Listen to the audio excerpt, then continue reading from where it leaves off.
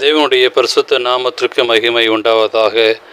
இந்த காலை வேளை உங்கள் அனைவரையும் ஆண்டவராகிய இயேசு கிறிஸ்துவின் இன்ப நாமத்தில் உங்களை அன்போடு வாழ்த்தி வரவேற்கிறேன். விண்துளிகள் வாயிலாக இந்த நாளில் சந்திப்பதில் மிகுந்த மகிழ்ச்சி அடைகிறேன். இந்த நாளின் செய்தியின் தலைப்பானது விசுவாசத்தில் வல்லவர்கள். ரோமர் 4 அதிகாரம் 20-21 வாசிக்கிறோம். முழு நிச்சயமாக நம்பி தேவனை மகிமைப்படுத்தி விசுவாசத்தில் வல்லவனானான். விசுவாசத்தில் வல்லவர்களாக முதலாவது தேவனோடு நடக்க வேண்டும்.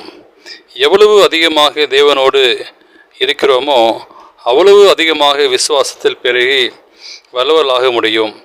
தேவனோடு இருக்க அனுதினம் வேத வசனங்களை தியானிக்க வேண்டும். விதமாக தேவனோடு நடந்த ஒரு மனுஷனை பற்றி திருமறை கூறுகின்றது.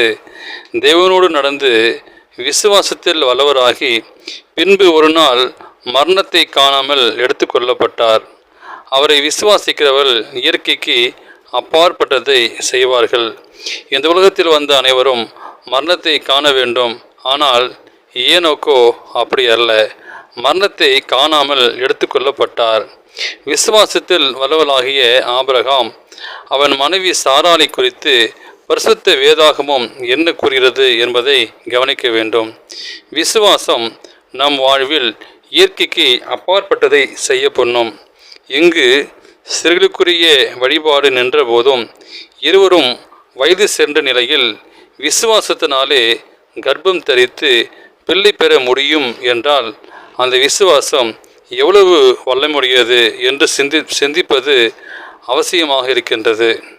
ஒருமுறை படகில் சீஷர்களோடு சென்றபோது சமுத்திரத்தில் பெருங்காற்று உண்டாகி படகு அழிந்து போகத்தக்கதாகவும் அவர்கள் மடிந்து போகத்தக்கதாகவும் இருந்தது.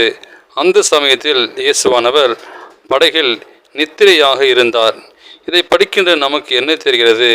இயேசுவோ சீடர்களின் விசுவாசத்தை சோதிக்க அப்படி காணப்பட்டார். அவர்களோ அற்ப விசுவாசிகளாக இருந்தபடியால் இயேசு அற்ப விசுவாசிகளே ஏன் பயப்படுகிறீர்கள் என்று சொல்லி எழுந்து காற்றையும் கடலையும் அதட்டினார்.